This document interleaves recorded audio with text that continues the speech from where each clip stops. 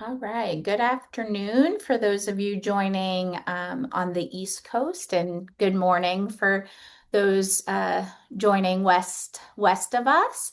I'm Allie Ferguson at the Scattergood Foundation. We're partner and home to the Think Bigger, Do Good policy series, and excited to have you here today for this wonderful webinar featuring a dynamic team that I have been so grateful to get to know and work alongside of. So just a few housekeeping items before we get started. Today's webinar is being recorded. We are in Zoom webinar mode, so use your Q&A and chat functions. We will not be able to hear from folks in the audience. All of the materials for today, so slides, recording link, Q&A text files, the paper that we're discussing, all will be shared after the webinar as well. So you'll get that in a follow-up email, usually in about 24 hours once we get video optimized and up on our website. I just want to give a special thank you to our funding partners for the Think Bigger, Do Good policy series, the Patrick P. Lee Foundation, the Peter and Elizabeth Tower Foundation, the PEGS Foundation, and Scattergood Foundation. And last but not least, our co-host and moderator for the panel discussion today and webinar is Melissa Beck from the Sozosei Foundation. And we could not make the series possible without all of these wonderful funders that I get to work with closely. In addition to a great editorial team that we have in Howard Goldman, Amanda Mowry, and Connie Gardner. And then finally, I just want a quick shout out to our dissemination partner, which is Psychiatric Services. Lisa Dixon and team there continue to be a great support for the Think Bigger, Do Good series. Now I'm going to hand it over to Melissa to take us on our journey of a conversation today, and we'll get started with some very brief introductions. Bios will be chatted out to the group for you to read on at your leisure. Thanks, Allie. So nice to be with everyone today. I'm Melissa Beck, the Executive Director of the Sozosei Foundation, and I'm really pleased to be with such esteemed colleagues and scholars to talk about an issue that is very important, which is unhoused people with serious mental illness. I think we can all agree that the issue of homelessness is one of the greatest issues demanding our focus, particularly now. For folks with serious mental illness, being unhoused can really exacerbate symptoms, create additional barriers to care, and lead to criminalization, which is, of course, the focus of the Sozosei Foundation. I am really happy, Allie, that you chatted the bios into our conversation. But in my introduction of two people who I really hold in very high regard, I'd like to give them each an opportunity to amplify something wonderful in their bio or tell us something that we don't already know about them. So to get that started, Sherry, I'm going to call on you first to give a little sparkle to your already glamorous bio. Oh, goodness. Well, the only thing that's sparkling right now is that I'm on sabbatical for the first time after 36 years in the academic biz, and I'm really enjoying that. So let me leave it at that. That sounds marvelous, and thank you. Rachel, can we turn to you? Yes, I am a clarinet player. I've been playing since the fourth grade and just never stopped. Hmm. I wish I'd known that before because we could have had a little musical Musical introduction. interlude. Next Next time there'll time. be a sing along. All right. Well, I don't want to take up too much time in talking about why this is important to me or the Sozosei Foundation. So I'd like to move us pretty quickly into Sherry and Rachel presenting the key and most important takeaways of their paper. And just quickly before I do so, I'd like all of our participants to really put on their most creative thinking caps to think about what they're bringing to this conversation, the assumptions they have about unhoused populations, policies that can help get people housed, And what we can all do as individuals, with the backing of the organizations with which we're affiliated with, to really take what we're learning here today and make a change in the world. So without further ado, Rachel and Sherry. Okay, so I'm actually going to get Rachel to talk you through the paper, but before we do that, I want to give you the story of the beginning of this paper, which actually, and also thank Mike Howard Goldman and Mike Hogan and Mark Munitz who helped us think about it right from the start.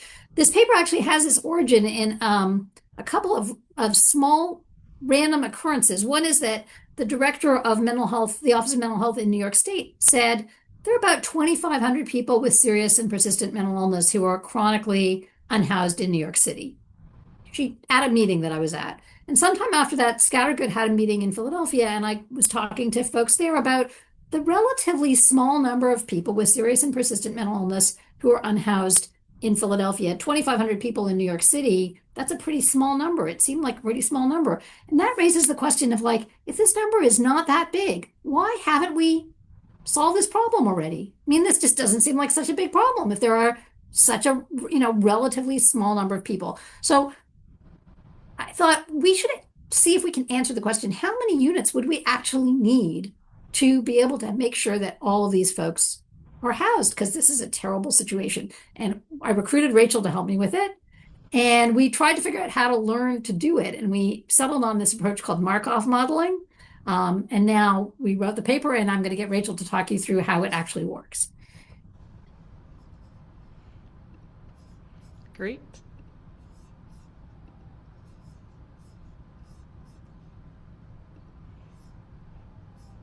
All right, everyone see the slides?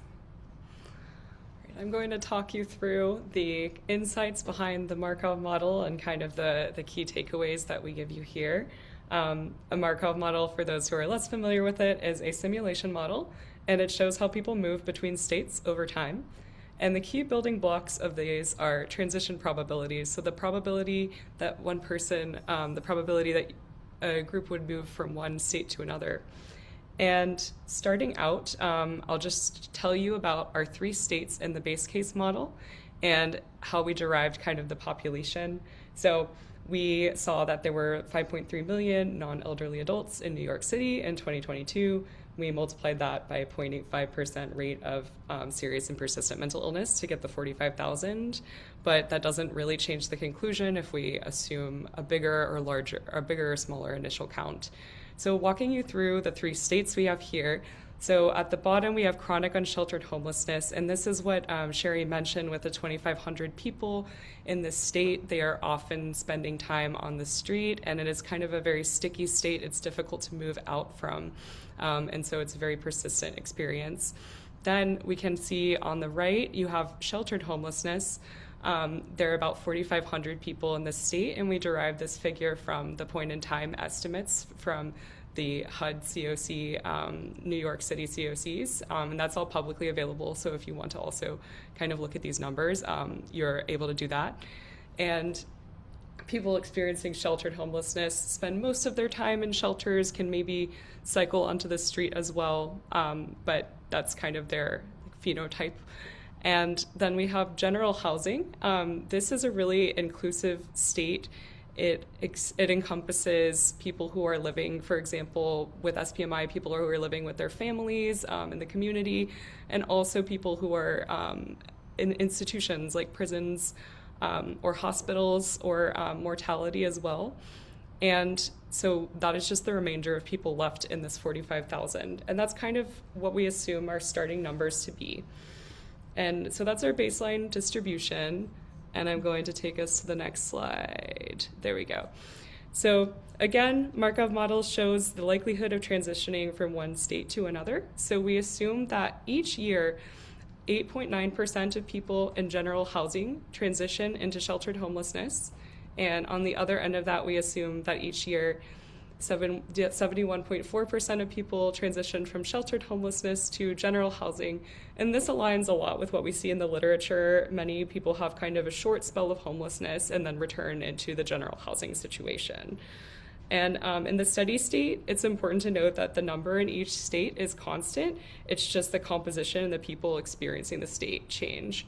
So Now that we have kind of an understanding of these two baseline probabilities, I'm going to add in this third element of persistence, the persistence of chronic unsheltered homelessness. So you can see this kind of arrow pointing in on itself for the chronic unsheltered homelessness. And that is showing kind of the retention rate, 81% retention rate from one year to another. 80% of people intuitively will stay in that state of chronic unsheltered homelessness. And that's by definition. We're showing that this is kind of a sticky problem and it's difficult to exit. So here's the full model. We have the full transition probabilities, and you can see that people transition among all of these states, and a lot of them do remain in the same state from one period to the next. So now we're going to add a fourth state to the Markov model, and this is the intervention that we discuss in the paper. So we start by adding this intervention of supportive housing. We add 2,000 units of supportive housing, and that reflects calibrating the model to have 2,000 people in that state at a given time. And so we have to change some of the transition probabilities to do that. Each one starting in a particular state has to add to 1.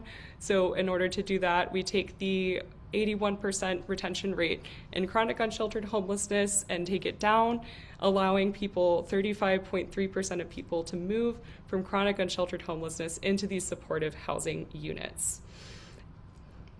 But we know also that people with serious mental illness who transition into supportive housing don't always stay there. They can often end up going back into chronic unsheltered homelessness, so we have 20% leaving there. And then we can have 5% going back into general housing, which is also including institutionalization. And we're more likely to get to general housing from supportive housing state than from the chronic unsheltered homelessness, kind of by definition. Okay. And then importantly, another model insight is that people are not allowed to enter supportive housing from anything other than chronic unsheltered homelessness in this situation. So we have 0% possibility of transitioning from sheltered homelessness and from general housing into supportive housing. And that means we're reserving these units only for people experiencing chronic unsheltered homelessness. So then I'll take you through this chart, which shows the various steady states that we get in our model. So the first 2 columns show the results that I just kind of talked you through from the 2 flow charts. So without supportive housing, we have about 2,500 people in this on the street census, so in chronic unsheltered homelessness.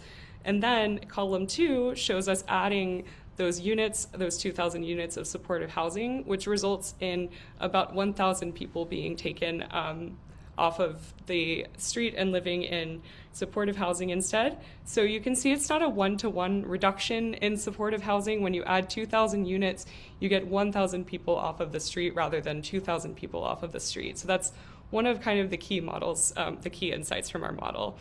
And then in the next in the paper, we add other services. So if you look at the third column, we add a service that focuses on keeping people in supportive housing longer.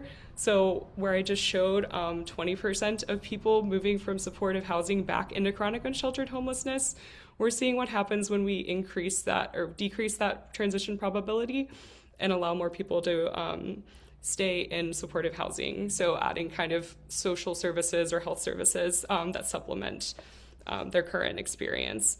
And it turns out that while this helps people who are experiencing these services and it helps the people who are in the housing, it doesn't really change the amount of people that are on the street because there's a fixed amount of housing. So that's a key insight. And then we look at the final column. We change a completely different aspect of the model. We change the probability that people will transition from kind of general housing in the community to homelessness at all. And we call this a prevention intervention. So this is somewhat more effective because it frees up housing for other people. And then finally, recall that we don't allow entry from other states into supportive housing, these red zeros here. And now we discuss what happens when we change this and allow people from sheltered homelessness to move into supportive housing. So finally, this is the amount of people on the street experiencing chronic unsheltered homelessness. And you can see that by allowing even a small amount of people from sheltered homelessness to enter supportive housing, we reduce the potential for supportive housing to make a big dent in this chronic unsheltered homelessness population. The sheltered population is a lot larger, and we're assuming that many of them would have moved back into general housing without the help of these units. So we're allowing these units to be used to their maximum capacity by focusing them on only people who are experiencing chronic unsheltered homelessness. And those are kind of the key insights. So I will pause and give the screen share back.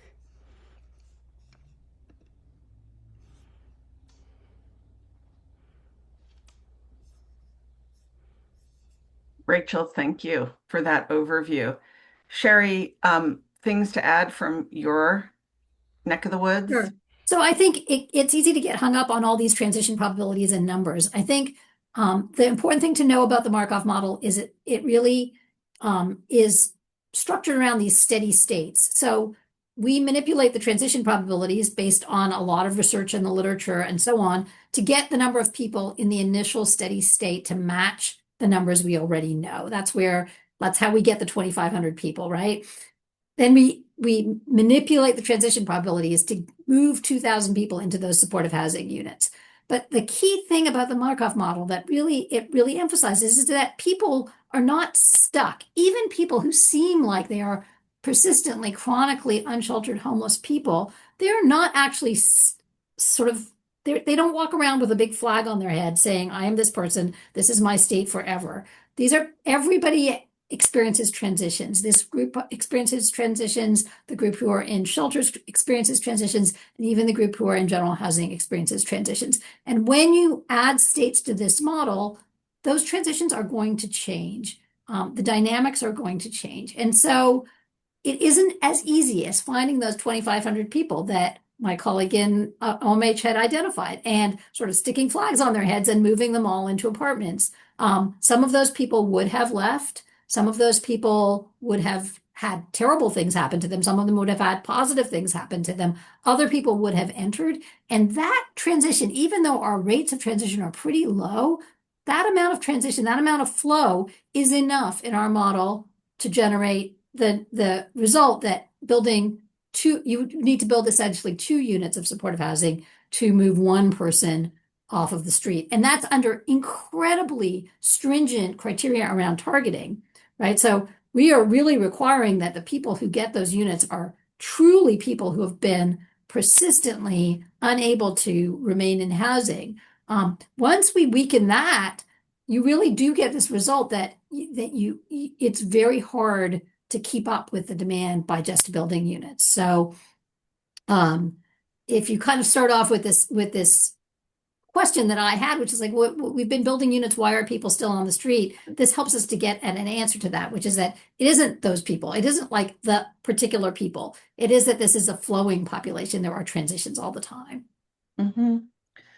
I appreciate the way you're framing this, Sherry, and it makes me think about policy making and its attachment to kind of what I think of as cultural or social assumptions, particularly about unhoused populations. And as we all know, in major cities, including New York City, we do an annual homeless count, which I think might be kind of continuing an assumption that there is this sort of, if we only had, we know there's this many homeless people, we need this many units in order to house them. How do you feel this paper might facilitate a cultural shift around this notion of dynamic transitions? And how do we communicate that in a way to policymakers and advocates and others so that it doesn't feel, frankly, incredibly overwhelming, particularly right now? Rachel, do you want to go or should I? You can go for it. Okay. So I think what we find is that it is not the case that you build housing and nothing happens. You build housing and people are made better off, and these are very vulnerable people. If Yeah. we think about them from the perspective of their needs and their vulnerability rather than from where they happen to be at a point in time, I think that we Mm-hmm. can be making some more sensible policy for this group of people. Mm-hmm. So this is a group of people who are not whose condition is such that they are probably not going to be able to afford any sort of housing for themselves. Hmm. That's not a realistic assumption about people with very serious and persistent mental illness in modern housing markets. Yeah. And even if we built affordable housing, it would still be not affordable for a population that has serious vulnerabilities and disabilities. So let's get serious about this and recognize that we need to be providing people with enough resources so that they can find places to live. That may not all be supportive housing. It might mean facilitating the ability of people to remain with their families. It might mean other kinds of housing, but we should have in our head not the 2,500 people who are on the street at some point in time, but the 45,000 people we sort of identify at the beginning who are people who have these vulnerabilities and who we ought to be thinking about from a policy perspective in a holistic manner, rather than just the sort of point in time, there you are in the subway station. Yeah. Uh, Hmm. I like that call for creative thinking, and particularly thinking broadly about better supporting families so that family members can stay in the family home. Rachel, I got a sense you might want to add something to Sherry's answer right there, unless I'm misreading your body language, which is possible. Yes, we've been talking a lot about this kind of idea of disappointing policymakers when we're setting them up to maybe expect that building 2,000 units will reduce the street census by 2,000 people. And so if they don't know kind of the right indicators to look at, they will think their policies aren't working and their investments aren't working. But Mm, we should do more modeling like this so that we can have kind of an understanding of how the data actually works, how the transitions actually work, and what really will look like progress to policymakers, and be open about that. And yeah, so that will, prevent a lot of disappointment down the road. yeah. I think it's important to prevent disappointment, and I wonder if you both could share some reflections on how transferable the insights from the modeling in New York City are into other communities, whether urban or rural. Um, and let's start there. I have some follow-up questions related to that, but how transferable is this modeling? so I think the basic insight of the modeling, which is that people move. People are not, even though it seems to us, as you see a specific individual who's been on a street corner for 20 years, it seems that this entire population is really static. The truth is, it isn't. And we need to be thinking about that. That insight, just thinking about that insight of not Mhm. just imagining this is a static population, clearly can be moved anywhere, right? You don't need to do any math to think about Right, that. right. The second thing I'd say is that the math is not that complicated. Sorry, Rachel. It took us a while to figure this out, but Yeah. it's not this is not nuclear physics. These methods of transition probabilities, transition matrices, Markov modeling, they're heavily used in some areas of policymaking already. They're used a lot in more conventional housing policy and thinking about transitions there, and in homelessness studies more generally, not focused on people with serious and persistent mental illness. Of course, they're used a lot in transportation kinds of studies and in other studies where dynamics are a key feature of the environment. So they're not by any means limited here. But they do require people to take this somewhat more complicated look at the problem. Hmm. Um, Yeah. Rachel, anything to add I on think that? in terms of generalizing, I mean, I think the method is very generalizable and it really depends on the data you have. And I think a lot of local Mm, governments have this data and they don't. Um, these are potentially things that they could use as long as in terms of like urban settings, rural settings, if you have transition probabilities and you have kind of point in time estimates, and even better, if you had microdata where you could have individuals' trajectories and experiences, where they usually end up, and kind of understand the distribution of people experiencing homelessness. I mean, it really is limited by the data you have. And so I think these are used in national, Markov models are used in like national settings a lot, but I think they could also be used in local settings. And it's a matter of setting up a spreadsheet in a certain way and knowing where to look in the literature or in your own data for the different values you could use to estimate. Yeah.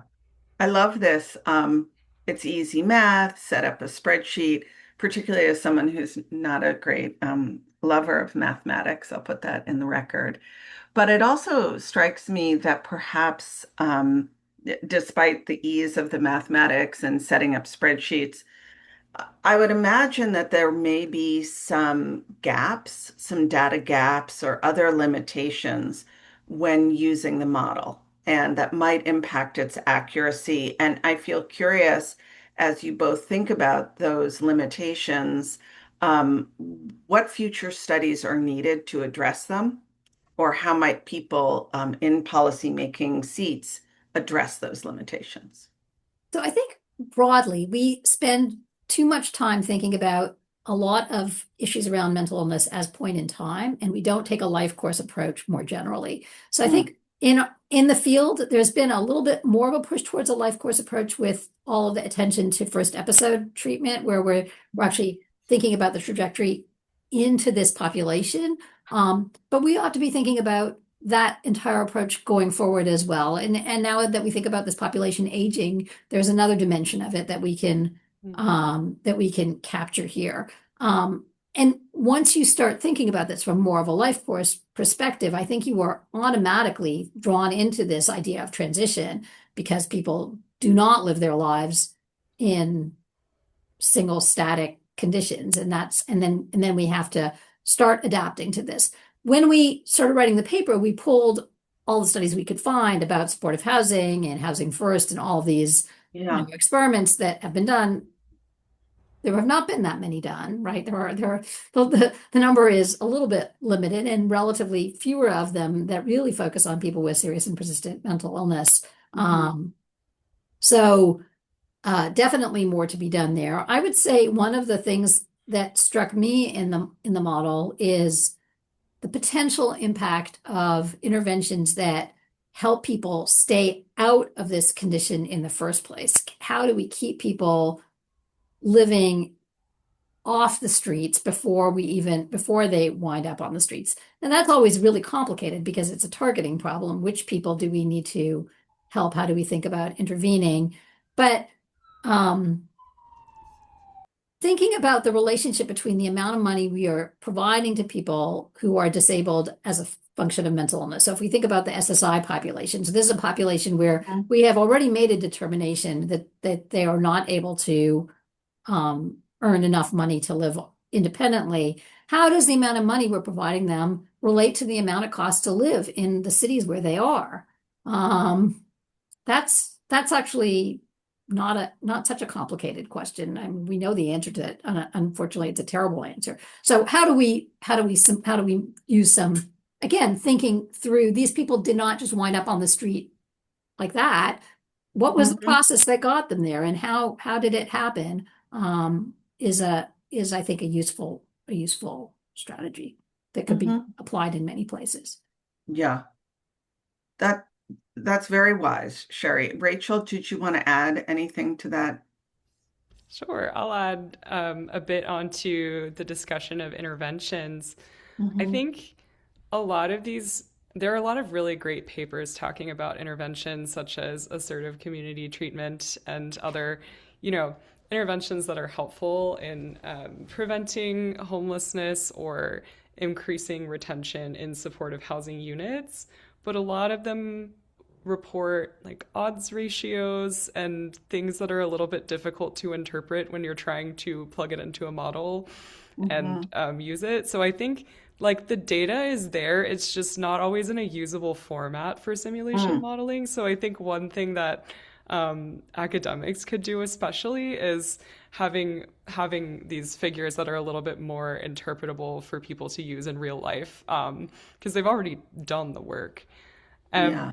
And then I think more program level details about like Sherry was mentioning prevention, and then also just how to implement things with fidelity so we know like the Mm. kind of support that is needed in said programs. I think that there's a lot of variation, like the way communities implement things such as assertive community treatment and different programs vary a lot, and it's a little bit hard to like when you're reading different pieces of literature to kind of distill like what did this program actually do and like what are the key elements of it and how could I simulate that.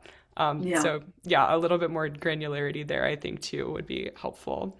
Hmm. Let me pick up on something Rachel said because I actually want to make a Yeah. pitch for the general approach we use here, not the Markov modeling so much, but doing this kind of simulation modeling about what a policy might do in the future is really instructive. It's not only instructive because it gives you an answer to the question of what this policy might do, but it really reveals the gaps in the literature. The fact that we really don't know enough about how many people live in different circumstances, and we don't know enough about how people cycle through things. And our literature doesn't speak to, our papers don't speak to each other. The Housing First papers had the goal of trying to figure out whether this intervention helped reduce homelessness, and that's great. And it's great to have a randomized trial that does that, but the studies don't speak to one another. So you can't easily take the results from one study and say, how do they compare to the results from some other study, even of the same intervention? Mm. So as we think about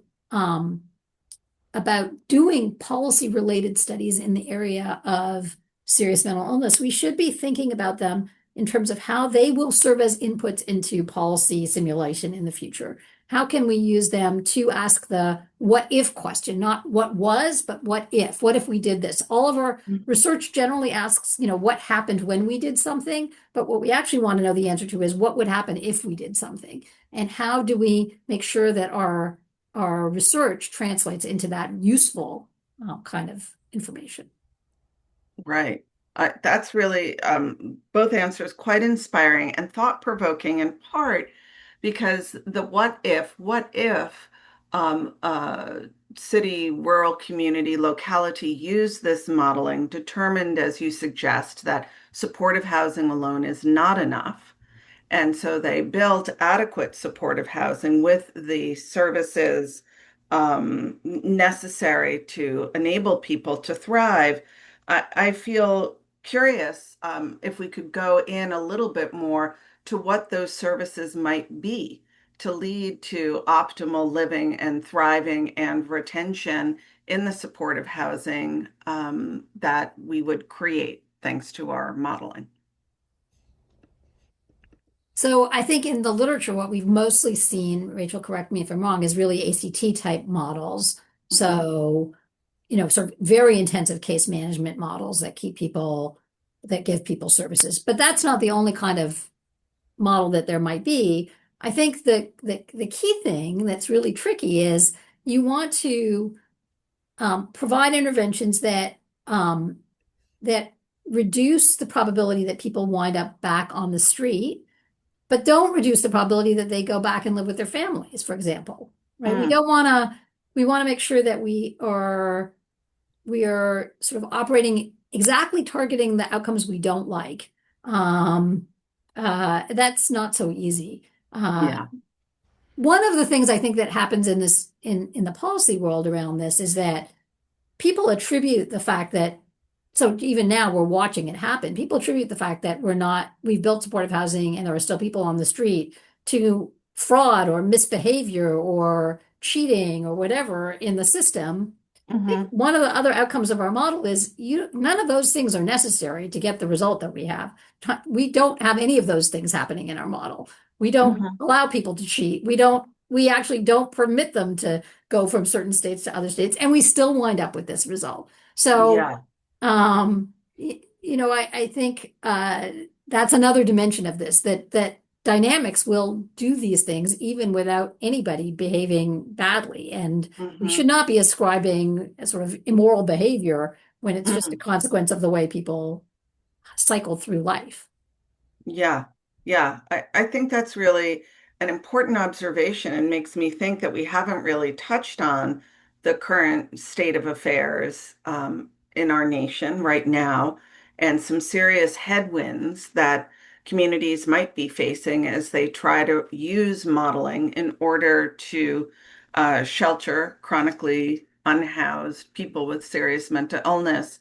So for policymakers and advocates and others that might be listening to our conversation and thinking of their own questions to put in the Q&A chat, can you riff for a bit on the current state of affairs and how this modeling stands to really make a difference and cut through some of those obstacles?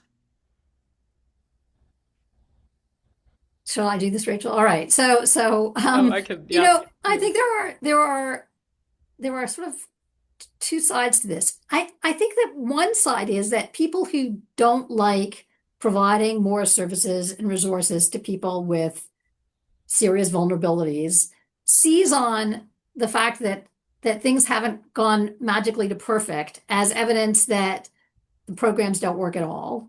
Yeah. And on the other Especially hand, housing first. like housing first, Yeah. right? Like this, or like poverty reduction programs, because we've seen the same story around poverty reduction programs.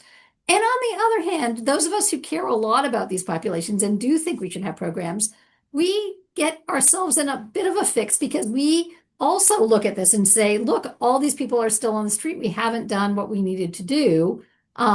So it's almost as though we're collectively conspiring against the success of the programs. We ought to sometimes take a few more victory laps, and say, we did get a bunch of people in housing. There are a bunch of people who are living who wouldn't have a place to live in, whom we are providing some resources to, and it's actually working for them. So I think a little bit more of telling positive stories might also help us in recognition that this is not an easy problem to solve, right? And we've seen the same thing, actually, if you look across social policy, the same phenomenon where, we've had really pretty impressive victories for a bunch of the things that we've done. And we care so much about the people who are left that we fail to acknowledge where we've had success. And I think sometimes that actually politically is bad for us. Mm. I mean, Agreed. maybe this is, I'm Yeah. actually sitting in Richard Frank's office, and this was a little bit of our theme when we wrote Better But Not Well, right? Like, Right. if you keep saying everything you've tried to do has been a failure, it's not a big urge to other people to keep doing things, right? Nothing works, then why not give up? Right. I think that, yes, the importance of, if you will, a branding policy success is very important. Rachel, Yeah, anything to add on this? there's a little bit of bias against prevention too, because you can't really always see the impact of prevention. Sure. But as we can simulate, that's another benefit of simulation. We can actually show the potential impact of prevention and actually show that maybe we should be investing more in preventive services.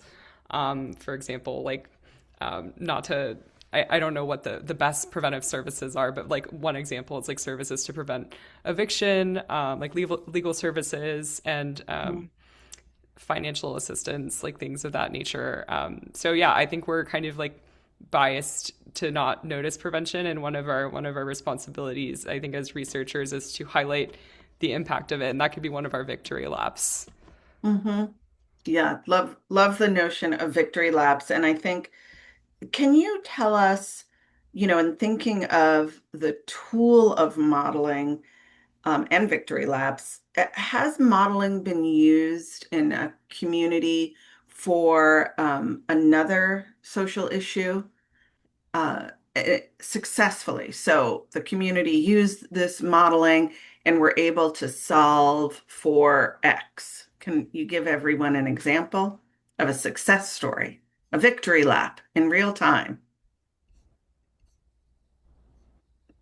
The modeling has definitely been used in like housing modeling, housing vouchers, and so on. I don't Yeah. know. The problem is, of course, the Markov modeling it's almost the reverse of what I said before. It's always done before the fact to say like what would happen, but you would want to pair it with some study that was done after the fact to see what actually did happen. So I'm always pushing the other direction, but we need it there too. I haven't seen like Yeah. as a consequence of Markov modeling, this city built X housing units and therefore this happened. That full chain I haven't seen Yeah. that. Another interesting research opportunity for funding for any other funders Yeah. on the line. Rachel? Yeah, I mean, some examples, we were looking into some examples of Markov modeling, and a lot of them, like I said earlier, use kind of on a national level. Like HUD uses one with the Housing Choice Voucher Program. The Congressional Budget Office uses one with unemployment rates, and there's literature. But I think one of the takeaways is that this could be potentially used in like cities or localities to actually address more kind of proximal challenges, instead of like, oh, we're a fancy think tank and we're going to see what happens if we do this. Yeah, I think Yeah. that's one of the insights, and also just the fact that unemployment and housing is highly like consistent across a lot of these models. It shows that this is kind of a concept that we can apply to homelessness too. A lot of the topics have aligned with what this topic is that we're discussing. Yeah. Interesting. Soon we're going to turn to audience Q&A. So before we do that, I guess I feel curious again, thinking of places um, without access to researchers like yourself. Um, is there a role for AI or machine learning to help to undertake some of this modeling? Are there any pitfalls or potentials to Well, discuss on that front? I bet ChatGPT could build a Markov model in a minute and a half. The key is finding reasonable assumptions to go into that model. Hmm. I wouldn't trust ChatGPT to come up with reasonable assumptions at this moment. I think you would want to look at them and suss them out and talk to people who are expert. Partly because we just don't know. Like it's not Right, ChatGPT's fault. We don't have those numbers. right, right. We get nothing from blaming ChatGPT. Rachel, thoughts on the AI machine learning opportunities here? I don't have anything to add on that. I Yeah. think, I feel like AI comes up all the time, and we'll just, yeah, Yeah. it could help Uh, Yeah. if we I use mean, it right. right, totally. Yes, yes. It can be very helpful or not. I, again, wanting to move quickly into our audience here, because I'm sure they have a lot of questions as I do. I think that one of the opportunities here to really dig into, and Sherry, you mentioned it in the beginning, is thinking not just about housing and bricks and mortar, and really pushing ourselves to think about prevention, intervention, and retention in supportive housing, as well as this concept of life's transitions. And I think that there is something again with how we perceive of chronically unhoused people, particularly chronically unhoused people with serious mental illness, that pushing forward the notion of life's transitions may be very frightening to individuals, because I think part of how we fail as policymakers and funders and people is that we other each other. And so acknowledging that life can, as we know, have many chapters, some very happy and resilient, and some very challenging and upsetting, um, also erodes the ability to point to other people as having a personal failure and Mhm. acknowledge that we might all be heading for our Yes. own failure. And I think that leaning into that culturally and using all of our expertise and voices and lived experience to breathe into that space is really important. And so that was something that I've been thinking a lot about. This important paper is, the research, the data, the modeling, the potential for policy, and of course, the role of culture and the arts to push forward a different, more empathic piece of all of us. So, with that, I believe I am now going to turn it to Allie, my fearless colleague, to lead us through any Q&A that might be populating the Q&A. And if there is none, we will continue to Q&A. Yeah, we have a few, so I'll get us started. So One of the first question that came in is, do any of the, I'll open it up to you, Melissa, do any of the three of you know, is there further research on the success rates of those living in permanent supportive housing units, where the comparison they're looking to draw on is if individuals living in developments with a few permanent supportive housing units versus living in a development with a majority of permanent supportive housing units, is there different outcomes for those residents? And kind of, I think, not exactly related to this, but related, do you have any thoughts on that question? So, that's a really, really difficult question. But I think part of the issue here is that there are too many dimensions that are not fully described by whether there are 50% fewer or more units in the development. By which I mean the nature of services that can be provided and the frequency of services that are provided are likely to be different in different kinds of developments, on the one hand. On the other hand, opportunities to interact with people, we know that especially for young people, opportunities to interact with people may be important in affecting people's life trajectories. So I think maybe what we want to do is break this down from this very rigid 50% versus not 50%, the kinds of rules that we think about from a legalistic perspective, to like, what exactly is it in the supportive part of supportive housing? What exactly is it in the housing part of housing that is making it possible for people to remain there and to progress in their lives there?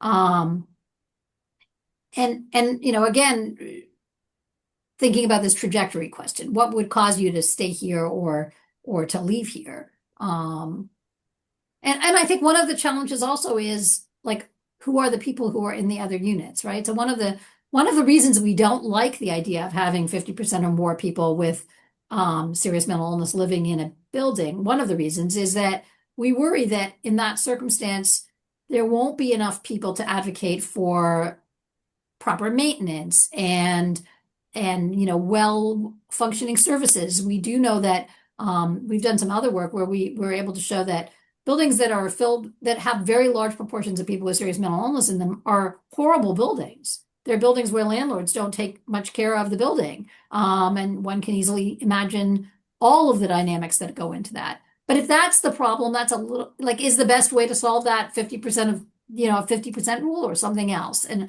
I'm not going to opine on that, except to say that there isn't much literature that would guide us. Great. Any additional thoughts from before I jump to the next one, Rachel? No. Okay. So another question that came in was the attendees' assumption is that the Markov model process is memoryless, meaning history beyond the current state is irrelevant in the model. So how do you address for these situations, especially when we're focused on housing instability and mental illness, where history, they are dependent on history, and history is a significant component of it? I can speak to that a little bit, and Sherry, feel free to add, of course. I mean, I think that highlights that that intuition is correct. Markov models are memoryless, and from one cycle to another, all you have are the transition probabilities and the number of people in each state. But that is kind of all we had available to us anyway in terms of the data that exists.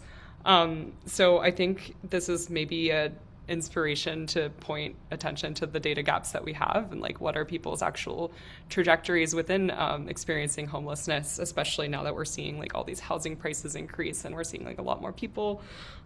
It's at the highest state that it's ever been per like the 2024 point in time estimates. And in terms of it's not perfect, because we can't account for history, but we do have kind of a denominator. Like we can look at like what is the percentage of people in this population that have SPMI and then extrapolate from there. So that's kind of where that information goes in. But yeah, no, I think that's a great point and highlights data gaps and potential opportunities for future exploration.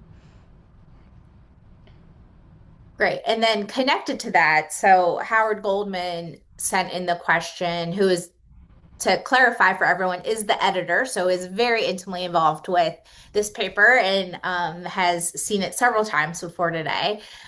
Is the lack of apparent impact of interventions on housing state due to those effects already being accounted for in the original model, or is it a data insufficiency problem?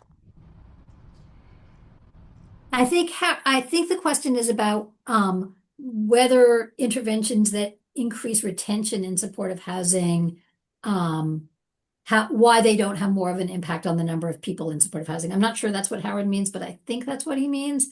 And I think the key parameter in the model that changes there, that is perhaps the reason we get that result, is that when we increase retention in supportive housing, we increase retention of all people, including people who might have left to go either back into general housing or into institutional housing, right? So they're using units they would have otherwise have left to be hospitalized, say, or to be institutionalized or to go back and live with their families. And now they remain in those units. So some of the units are also sucked out of the system in that way.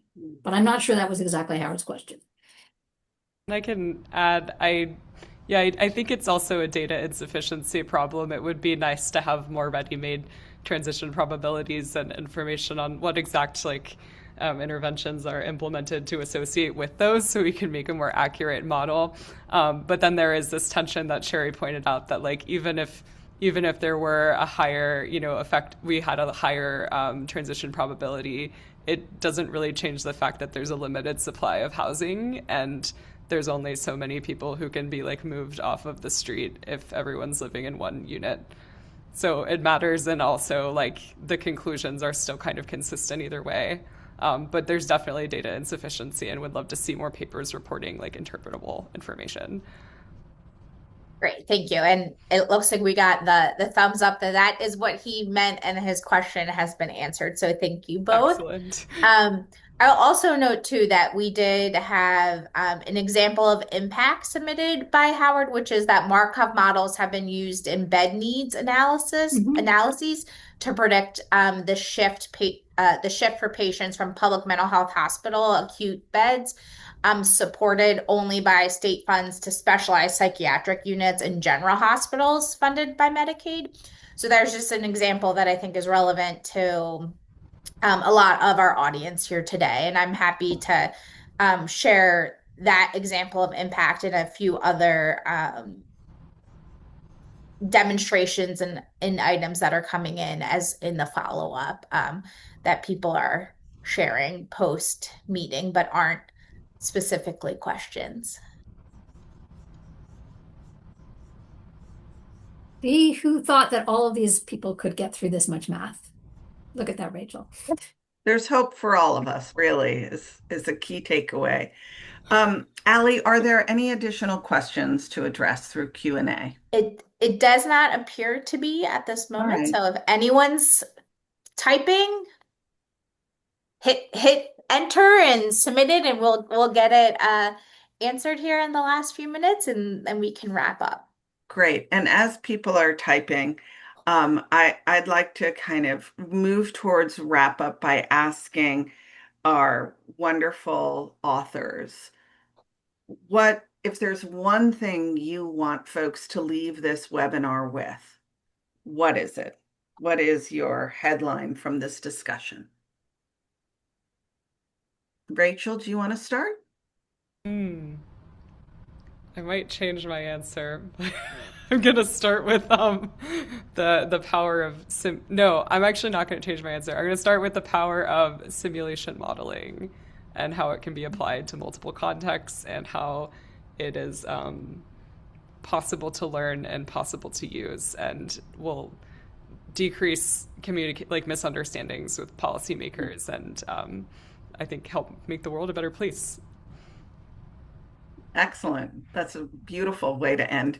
Sherry? And I think I would, certainly always agree with Rachel on this. More research is needed, and simulation models are the way to go to sort of provoke that. And also this idea that we really need to think about people changing over their lifetimes, and really try to get ourselves out of the bind of thinking of people as just walking around with, a mark on the top of their head that tells us what they're going to be forever. Hmm. People change in all sorts of ways, and we need to think about that in policy.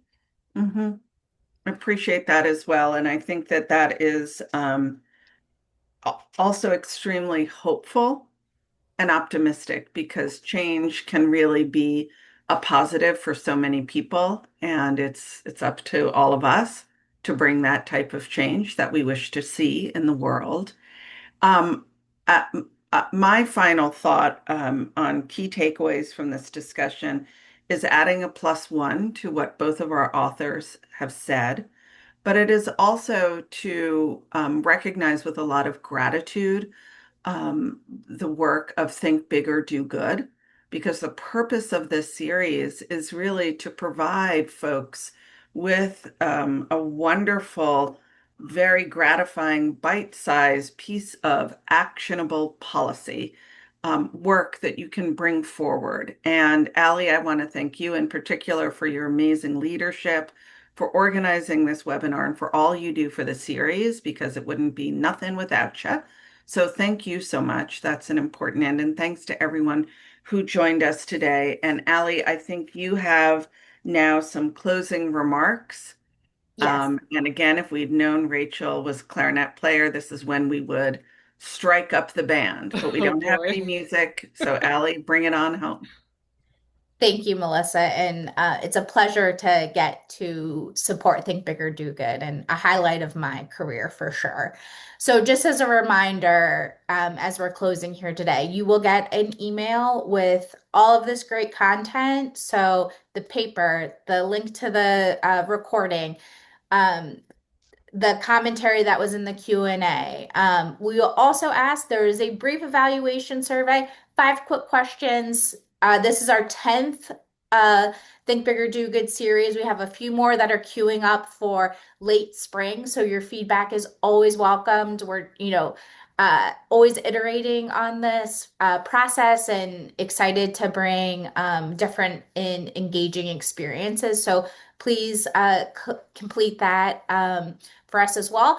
And then we also have really been working to connect with folks on social media, meaning both LinkedIn and Instagram. So there are 2 QR codes that you can get connected with us, stay up to date on new papers being released, additional webinars, commentary around papers and issues that are happening, and really creating a network of individuals focused on the policy issues at hand.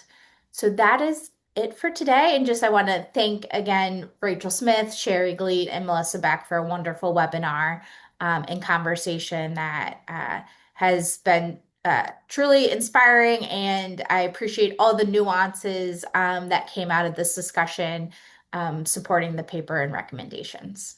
Thanks for having us. Thank Thanks, you. everyone. Thank you, Scattergood. Bye-bye. Bye. Bye.